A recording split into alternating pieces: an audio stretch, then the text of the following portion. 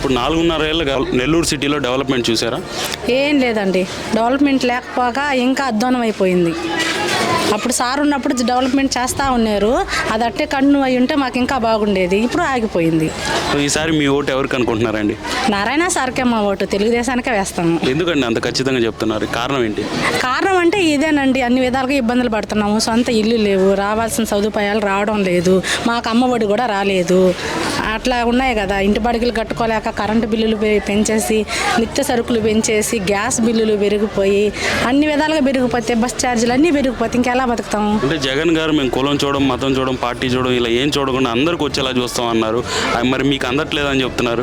అందడం లేదండి, అంటే రాస్తాము మేము చేస్తాము అని అంటున్నారు, వస్తున్నారు, రాసుకుంటున్నారు, పోతున్నారు.